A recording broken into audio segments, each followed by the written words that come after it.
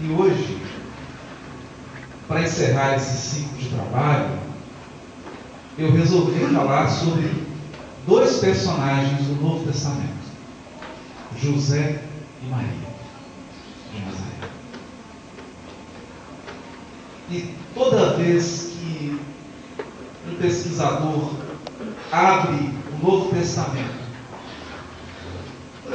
em busca de informações detalhadas sobre José e sobre Maria, ele muitas vezes sente uma certa frustração, sobretudo com relação à figura de José. Não ficaram registros da passagem do pai de Jesus, daquele que prestou a primeira assistência quando ele veio ao mundo.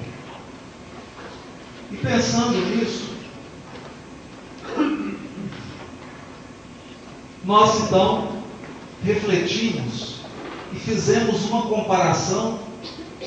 E qual não foi a nossa surpresa ao encontrarmos uma mensagem de Emmanuel em que ele descreve a figura de José e a sua missão.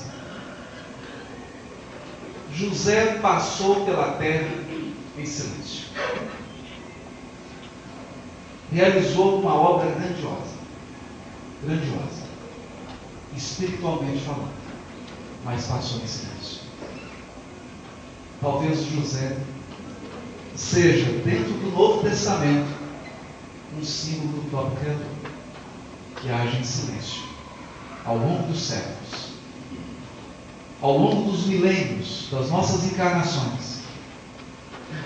Deus vem realizando, vem oferecendo oportunidades, coloca pessoas no nosso caminho, movimenta circunstâncias, enche as nossas mãos de dádivas, mas não aparece. Jamais aparece. Sempre age em silêncio. E é por essa razão que o benfeitor Emmanuel, numa singela mensagem, no livro Levantar e Seguir, diz assim de José. O título da mensagem é José da Galileia.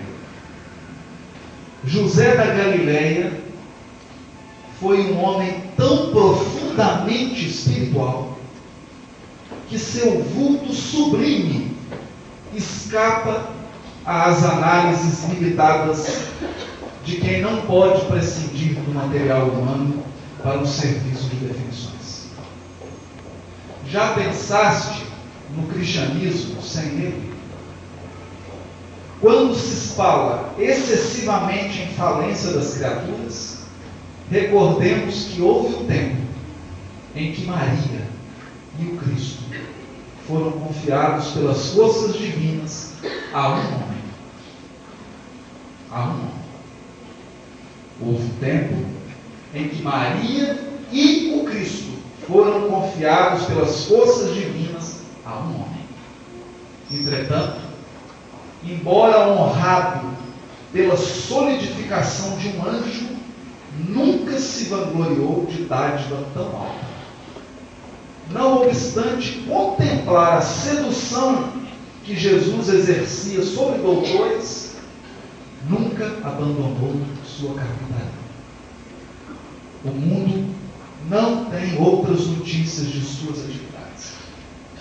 O mundo não tem outras notícias de suas atividades, senão aquelas de atender às ordenações humanas, cumprindo um edito de César, e aquelas que nos mostram no templo e no lar, entre a adoração e o trabalho. Sem qualquer situação de evidência, deu a Jesus tudo quanto podia. A ele deve o cristianismo, a porta da primeira hora. Mas José passou no mundo dentro do divino silêncio de Deus. Tanto fez. Todos os anos de convivência na carpintaria, trabalho ensinado a Jesus, todo o carinho de um pai devotado, toda a religiosidade de um homem que em nenhum momento, questionou a orientação da espiritualidade superior. Ele simplesmente se entregou. Sem nunca questionar, sem nunca aparecer. Sabia que havia recebido no seu lar um emissário divino e se apagou para que Jesus vivesse. E até hoje, como diz Emmanuel, a figura silenciosa e oculta de José é um símbolo da atuação de Deus nas nossas vidas. A semelhança de José, Deus dá tudo o que pode. E Ele pode tudo. Dá tudo o que pode em silêncio. José talvez seja das figuras mais injustiçadas do cristianismo.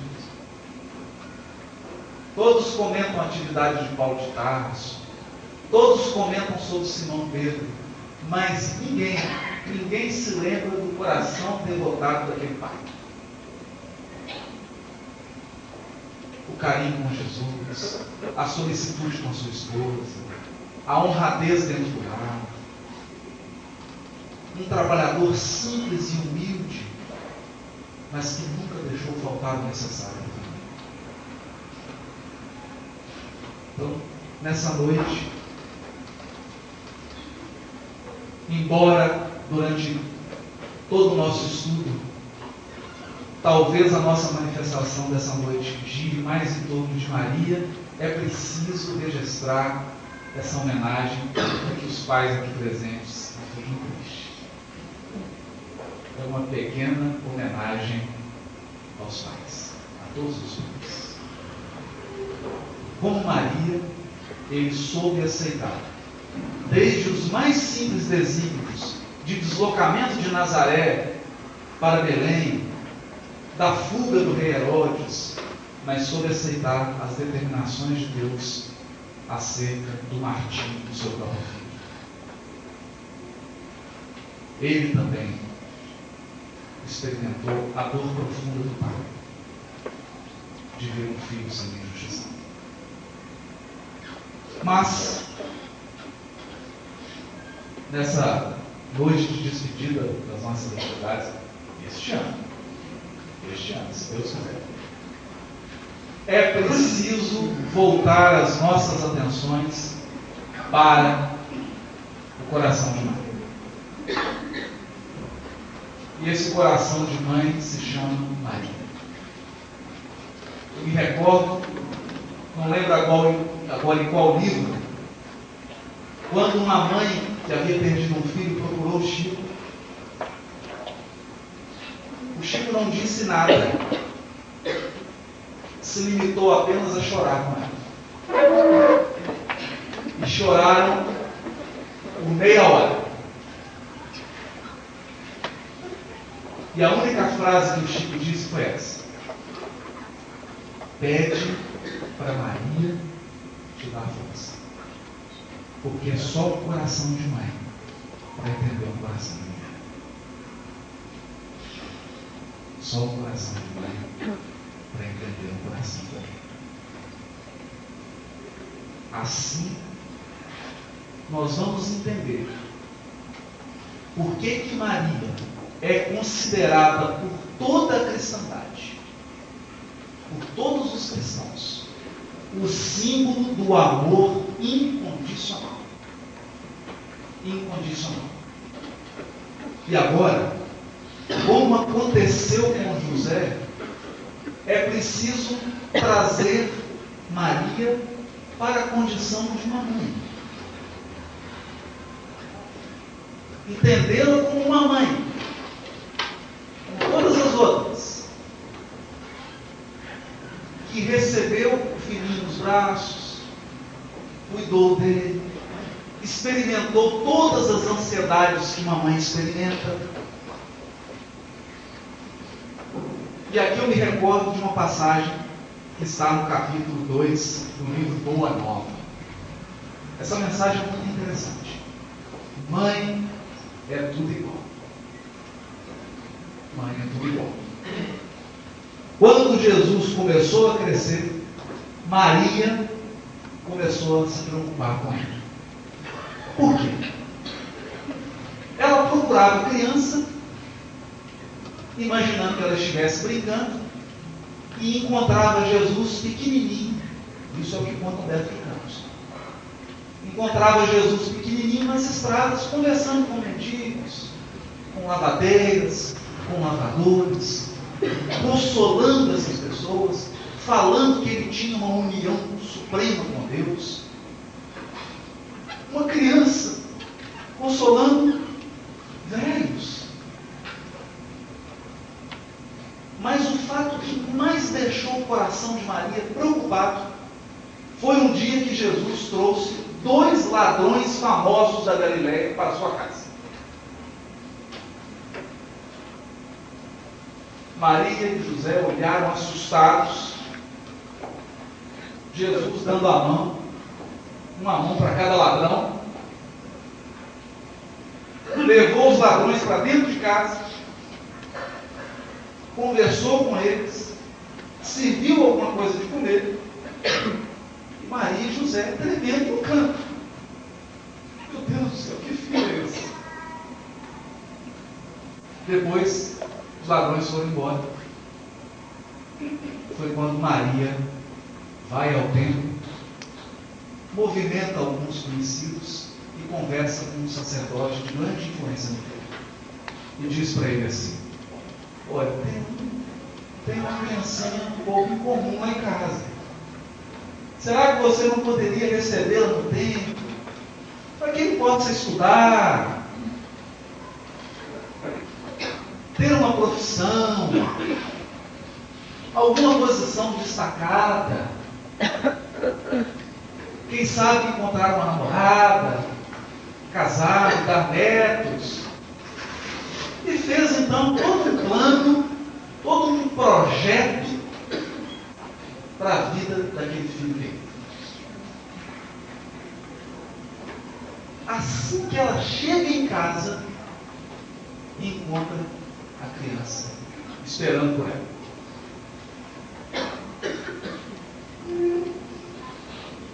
Aí ela mesma narra: entretanto, no dia que se seguiu as nossas íntimas confabulações, ela conversou em particular com o sacerdote. Jesus se aproximou de mim pela manhã e me interpelou: mãe, que queres tu de mim? Acaso não tenho testemunhado a minha comunhão com o Pai que está nos céus? Altamente surpreendida com a sua pergunta, respondi hesitante: tenho cuidado por ti, meu filho. Reconheço que necessitas de um preparo melhor para a vida. Mas como se estivesse em pleno conhecimento do que se passava em meu íntimo, ponderou ele: mãe, toda preparação útil e generosa no mundo é preciosa. Entretanto, eu já estou com Deus. Meu Pai, porém, deseja de nós toda a exemplificação que seja boa. E eu escolherei desse modo a escola melhor. No mesmo dia, embora soubesse das belas promessas que os doutores do templo fizeram à sua presença, a seu respeito, Jesus aproximou-se de José e lhe pediu com humildade o admitisse em seus trabalhos. Desde então, como se nos quisesse ensinar que a melhor escola para Deus é a do lar e a do esforço próprio, concluiu a palavra materna com singeleza: ele aperfeiçoa as madeiras da oficina, empunha o martelo e a enxofre, enchendo a casa de ânimo com a sua doçura. Muitos perguntam: o que fez Jesus dos 13 aos 30 e poucos, está dito aqui, trabalhou na oficina do Pai como carpinteiro. E quando a gente diz isso, tem muita gente que fica triste, porque esperava uma história fabulosa. Não, ele entrou numa nave espacial, foi para a Índia, conversou com alguns ETs, foi até o Sol, visitou Marte, Vênus, Júpiter, depois voltou para a Terra. Nada disso. Nada de miraculoso. Jesus foi para a carpintaria, ao lado do Pai. Trabalhava duro na madeira. Tanto que quando ele começa o trabalho,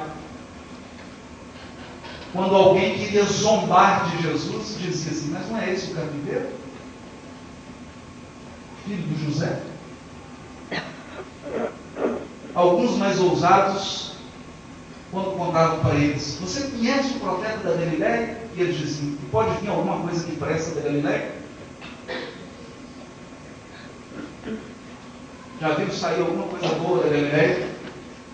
A não ser peixe e verdura? Mas é dessa escola. Como se quisesse mostrar que todo o trabalho divino reclama preparação, recolhimento e aceitação da vontade de Deus, que Jesus se oferece para trabalhar na oficina do Pai. Porque a bondade do Pai era tamanha que sequer passava pela cabeça de José colocar uma criança na carpintaria. Foi ele que se ofereceu. E é assim que cresce esse menino. No entanto, como toda mãe que acompanha o filho pequeno, que amamenta, os primeiros passos, as primeiras palavras, o comportamento inesperado do filho, que mesmo criança atendia a todos, e o menino vai crescendo em bondade, em sabedoria, até que chega o dia do início do trabalho. E os olhos de Maria e aquele coração de mãe, todos que acompanhavam Jesus, começam a ver maravilhas. Leprosos são curados, cegos voltam a ver, paralíticos voltam a andar, multidões são alimentadas com pão e peixe, sem explicação, tempestade é acalmada. Parecia que nada era impossível a Jesus. Nem mesmo na ocasião dolorosa de Lázaro, que já estava todo enfaixado dentro de uma gruta. E Jesus, então, usando de toda a potência do seu poder espiritual, realiza o maior ato até então praticado sobre toda a superfície da terra. Ressuscita Lázaro. Parece que não havia limites para o poder, para a bondade e para a sabedoria de Jesus. Diversas vezes os fariseus tentaram prender, mas não conseguiram. Ele sabia o que se passava no íntimo de cada criatura. Para cada uma ele tinha a palavra certa. Mas chega um dia doloroso em que Jesus, que era sempre alegre, sempre doce, apesar de firme e enérgico, se entristece e chora. Chora no Monte das Oliveiras. E aqui eu gostaria de apelar aos corações de mãe que estão presentes. talvez não haja dor maior no coração de mãe do que um filho derramando lágrimas. Daquele instante, do Monte das Oliveiras, até o momento da crucificação, Humberto de Campos, no livro Boa Nova, diz que o vulto mais emocionante que se via em Jerusalém era o de Maria. O vulto mais emocionante. No momento em que Jesus é preso, não houve nenhuma reação. Todos os apóstolos e seguidores esperavam que Jesus utilizasse daqueles poderes divinos e fizesse alguma coisa. Todos aguardavam e pensavam assim: se ele que curou pessoas, fez tudo pelos outros, demonstrou imenso poder, que dirá agora em que ele mesmo precisa de ajuda? Em que ele mesmo atravessa um momento extremamente difícil? Com certeza. Se ele usou de todos os seus poderes espirituais para ajudar os outros, por que não vai para ajudar a si mesmo? Ele não fez nada. Humberto de Campos diz que, a partir do momento em que Jesus é preso e começa a ser agredido de forma violenta, injusta, Maria se pergunta: mas meu filho, o que é que fez ele para merecer? Mãos que espalharam apenas amor, e agora recebe todo o ódio do mundo. Todo o ódio do mundo. Por que, meu filho? Mas aqui há uma diferença. Porque diz Humberto de Campos que, mesmo pensando isso, no seu coração, Maria sentia que os desígnios de Deus são insondáveis, mas soberanamente justos, e que o sacrifício do seu filho tinha um propósito que um dia ela entenderia.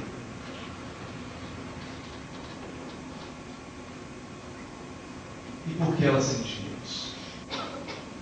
Porque quando lá atrás o anjo anunciou que ela receberia o Cristo, o emissário celeste, ela disse assim: eis aqui a tua serva, ou eis aqui a serva, a escrava de Deus, faça-se em mim segundo a sua vontade.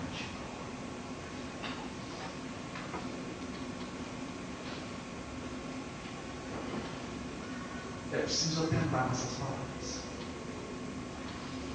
É preciso atentar nessas palavras.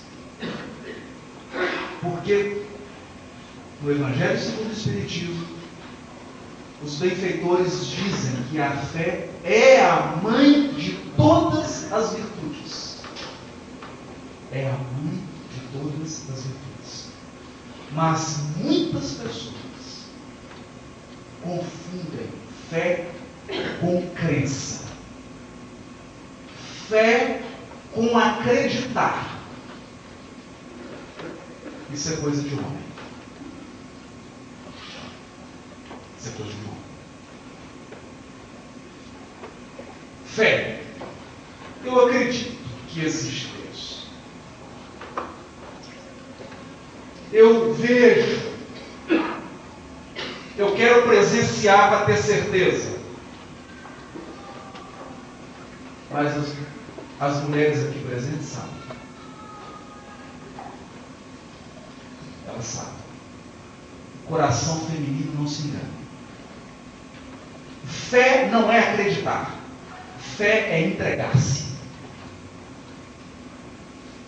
Fé é entregar-se.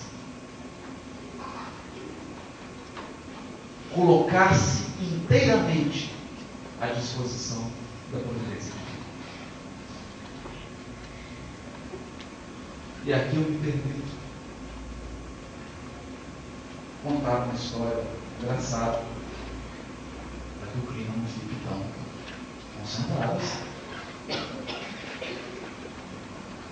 Fé é estar comprometido. Acreditar é estar envolvido. E agora eu vou dizer a diferença entre estar comprometido e estar envolvido. Num café da manhã, com ovos e bacon, a galinha está envolvida, o porco está comprometido.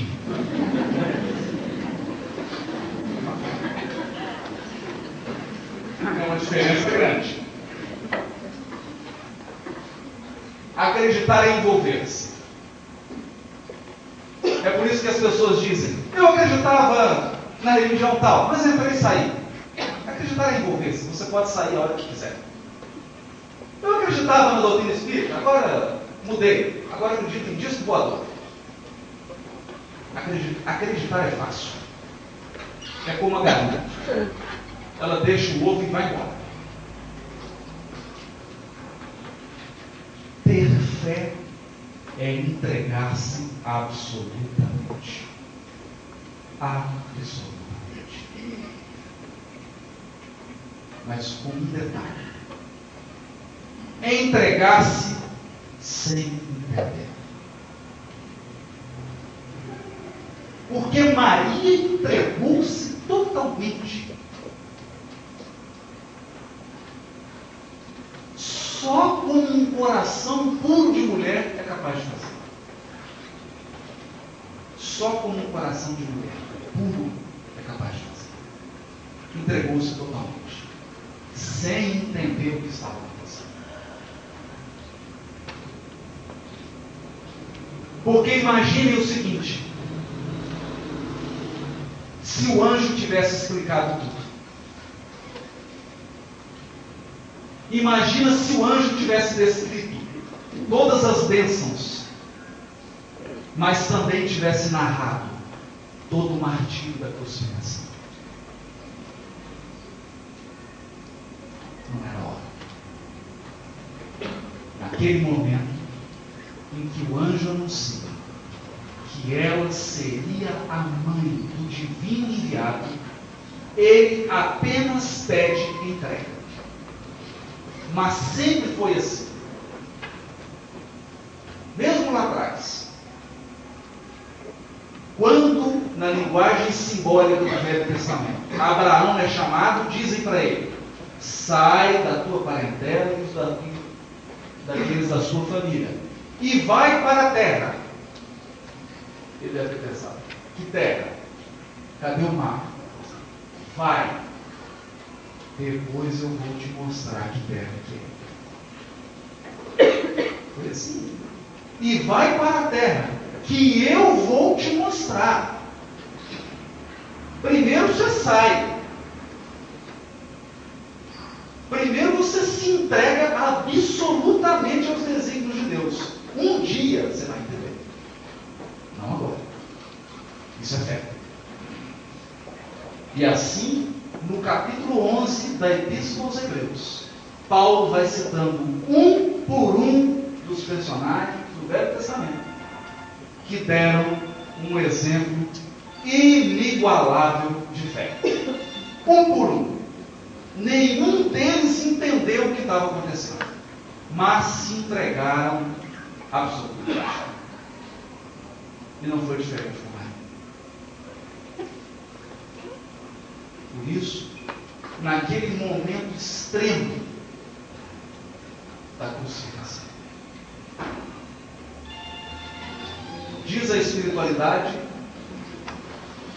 que o coração de Maria estava triturado. Triturado. Onde estava Simão Pedro? Aquele que cedeu a casa para Jesus por mais de 3 anos. Onde estavam os outros discípulos? Todos fugiram amedrontados. Até aquele momento, enquanto Jesus mostrava poder, realizava milagres, fazia coisas espetaculares, até aquele momento, os apóstolos estavam apenas envolvidos. Estavam apenas envolvidos. Nenhum deles ainda havia se comprometido. Até que um discípulo rompe a covardia, rompe o silêncio. Era João Evangelista, o mais novo de todos. E o que ele faz? Aqui nós vamos percebendo as características de João Evangelista. Profundamente sensibilizado com aquele coração de mãe que via o filho morrendo na sua frente, João toca nos ombros de Maria, abraça Maria, e ela sente aquele conforto, aquele carinho, aquele envolvimento, e os dois instintivamente começam a pensar em Jesus que estava agonizando na frente deles. Como se aquele tormento não bastasse, um dos soldados presentes, na frente de Maria, joga uma lança que atinge Jesus próximo da região do coração. Talvez Maria preferisse que aquela lança tivesse atingido ela mesma. Nessa hora, Jesus levanta a cabeça e ainda encontra forças para as derradeiras lições do Evangelho. Jesus olha para João e diz: Filho, eis aí a tua mãe. Mãe, eis aí o teu filho.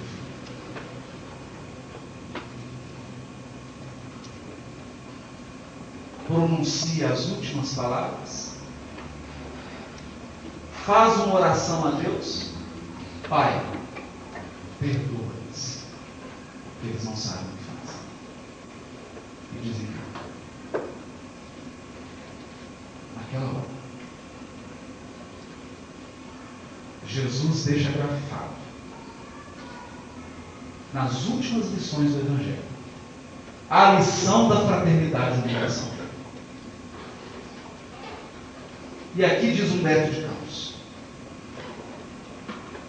João entendeu a lição, Maria entendeu a lição, entendeu que os desígnios de Deus haviam sido cumpridos e que era necessário acolher João, um jovem que necessitava do seu carinho de mãe. Era como se Jesus dissesse: Mãe, eu sei da tua dor, mas por hora, por enquanto, dedica o teu amor a outros filhos. Que é como se dissesse para João: eu sei que você está só. Eu sei que você é jovem, que necessita de um coração de mãe ainda do teu lado. E é por isso que eu estou emprestando a você, meu filho, o coração da minha mãe. É impossível, jamais se viu uma lição dessa natureza. Com todo respeito a todos os missionários que passaram pela terra, Buda, Sócrates e muitos outros, que eu não vou repetir aqui para não cometer injustiças, mas jamais pisou na terra alguém que num momento tão supremo de aflição ainda seja capaz de dar uma lição de fraternidade tão grandiosa como essa. No momento em que ele, Jesus, precisava mais do afago de uma mãe, no momento em que ele precisava mais do carinho de mãe, ele empresta o coração de mãe para outra pessoa.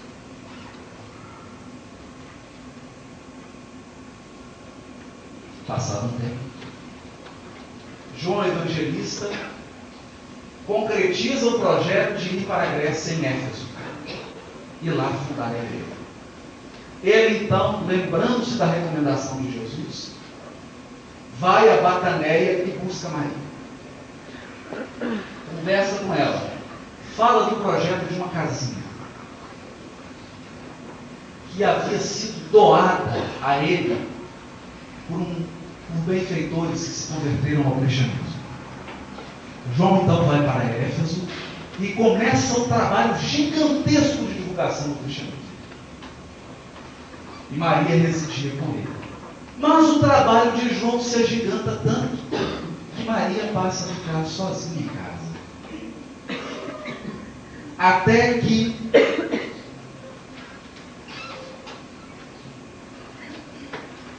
um leproso procura Maria. Naquela casinha simples.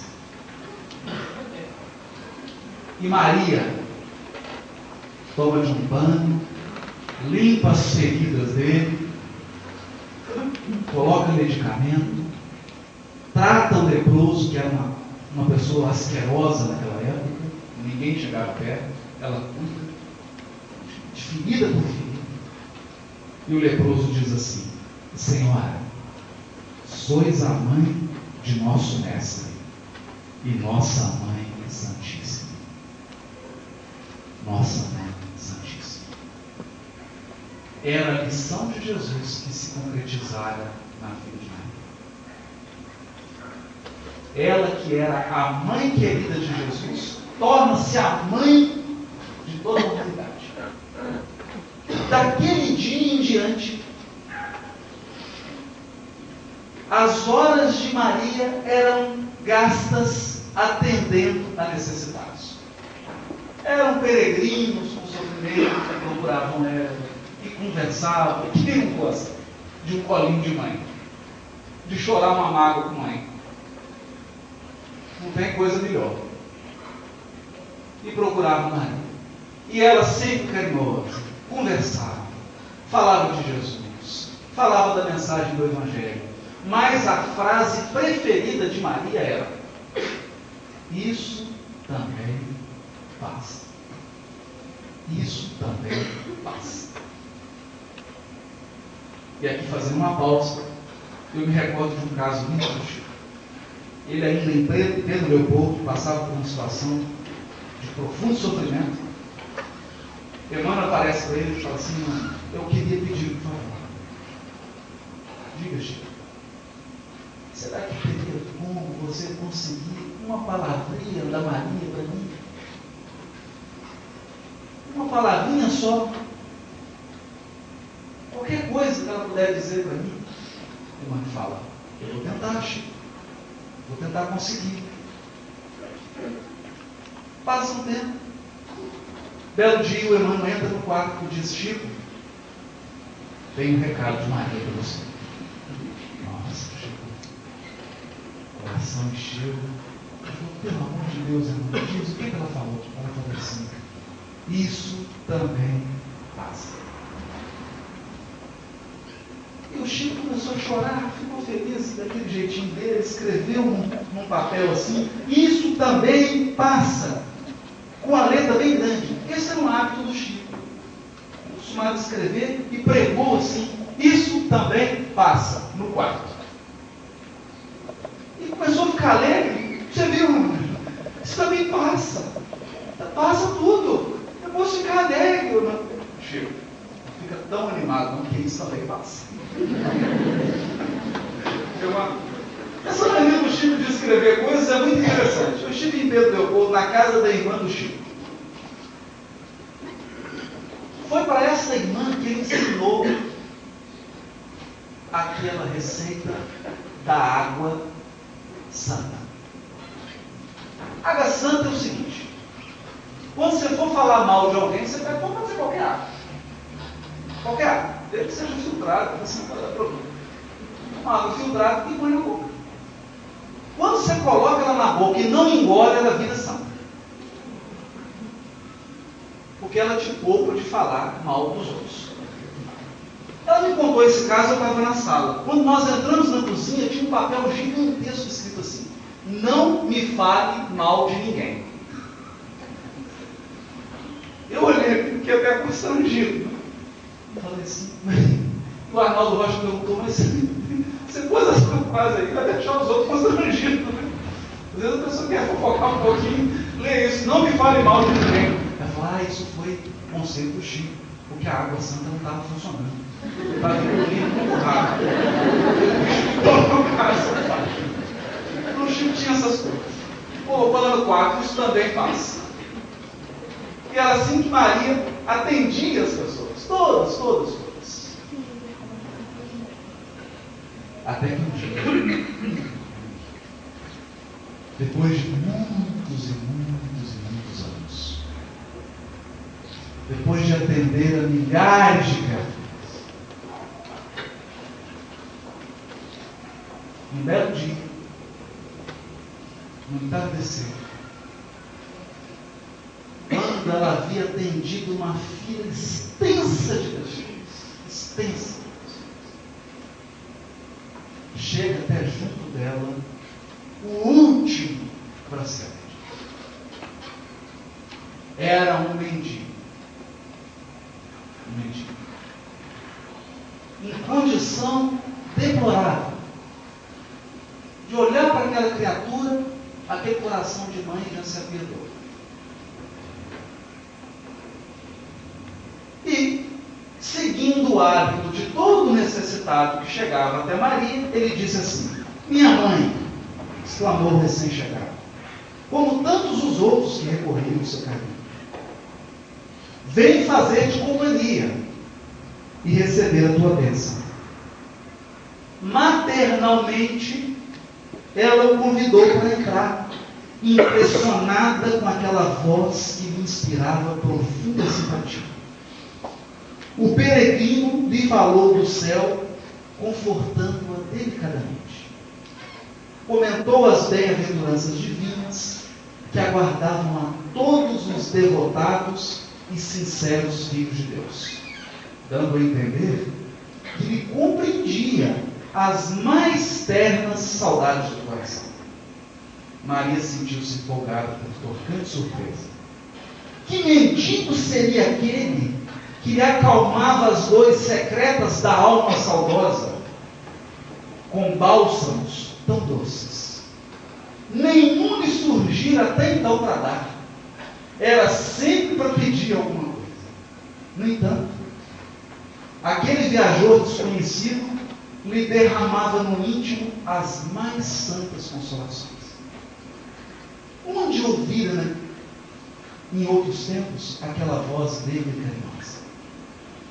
Que emoções eram aquelas que lhe faziam pulsar o coração de tanta carícia?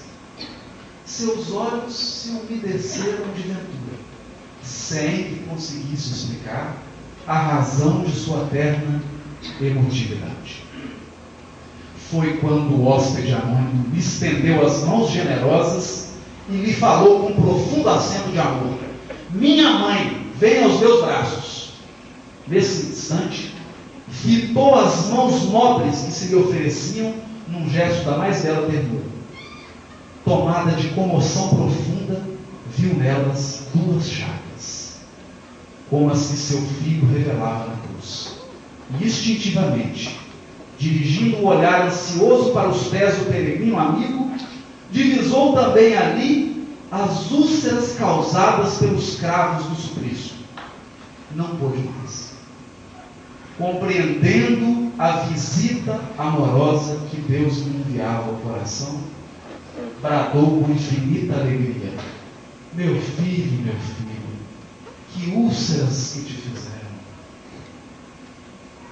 E precipitando-se para ele, como mãe carinhosa e desvelada, que certificasse, tocando a ferida que lhe fora produzida pela última lança, perto do coração. Suas mãos ternas e solícitas o abraçaram na sombra visitada pelo luar, procurando sofregamente a úlcera que tantas lágrimas lhe provocaram no carinho materno. A chaga lateral lá estava, sob a carícia de suas mãos. Não conseguiu dominar o seu intenso júbilo. Num ímpeto de amor, fez um movimento para se ajoelhar. Queria abraçar-se aos pés de seu Jesus, osculá-lo com ternura. Ele, porém, levantando-a, cercado de um halo de luz celestial, ajoelhou-se aos pés dela e, beijando-lhe as mãos, disse em carinhoso transporte: sim, minha mãe, sou eu. Venho buscar-te, pois meu Pai quer que sejas no meu reino a rainha dos anjos. Nessa hora Maria caiu. Agonizou por alguns dias e desencarnou. Assim que ela desencarna, sente que mãos angélicas a tocam e ela sai. Quando ela olha, uma multidão de anjos celestes para receber, cantando um hino maravilhoso. Uma das entidades se aproxima dela e diz assim: Mãe Santíssima, qual o teu último desejo? Antes de transferir-te para as esferas celestes, ela diz assim: ouvi dizer que em Roma estão assassinando cristãos seguidores do meu filho amado. Eu quero ir. Só um coração de mãe para fazer um pedido desse. Ela podia pedir assim: o mais rápido possível para onde vai o meu filho. Não é? Podia pedir. Mãe Santíssima, qual é o teu último pedido? Me leva rápido porque eu quero abraçar meu filho. Ela aprendera a lição sublime de Jesus. E agora, no coração dela, cabia todos os filhos, todos. E ela disse assim: quero visitar os cristãos que vão morrer amanhã. Basta ela pensar. E aquela caravana de anjos deslocou Maria até Roma. Ela então desce, entra num cárcere úmido, frio. Quando ela entra naquela cela, vê inúmeras pessoas num profundo abatimento. Era madrugada. Quando amanhecesse, todos aqueles cristãos presos seriam assassinados em frente a César. A diversão dos romanos era ver cristãos entrando na arena e os leões despedaçando os cristãos. Ela, notando aquele profundo abatimento, pensa assim: o que eu vou oferecer para essas almas abatidas? O que eu vou oferecer? Eu pensava: não tem nada. O que eu posso oferecer agora? Diz Humberto de Campos que chegou a passar pela mente dela: eu vou pedir para esses anjos para que libertem todos. O que é coração de mim? Ela pensou: eu sou Maria. Será que eles vão me negar esse pedido? Eu vou pedir para que todos sejam libertados. Mas nesse instante ela se lembrou: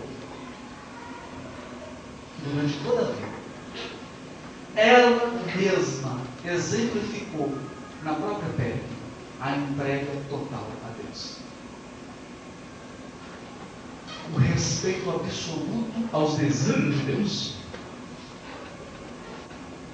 Foi então que ela mudou de atitude. E disse assim: já sei o que eu vou oferecer para eles.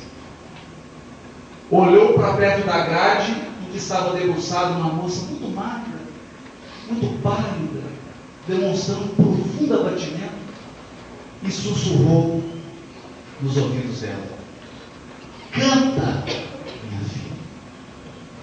Tenhamos bom ânimo. Convertamos as nossas dores da terra em alegrias para o céu. A triste prisioneira nunca saberia compreender o porquê da emotividade que lhe fez vibrar subitamente o coração. De olhos estáticos, contemplando o firmamento luminoso através das grades poderosas, ignorando a razão de sua alegria, cantou um hino de profundo e enternecido amor a Jesus, em que traduzia sua gratidão pelas dores que lhe eram enviadas. Começou a cantar agradecendo as dores. Por essa razão, irmãos meus, quando ouvirdes o cântico nos templos das diversas famílias religiosas do cristianismo, não vos esqueçais de fazer no coração um brando silêncio, para que a rosa mística de Nazaré espalhe aí o seu perfume. Vamos deixar todos. Que Maria Santíssima enche o perfume de cada um, o coração de cada um, de perfume celeste. Muito obrigado.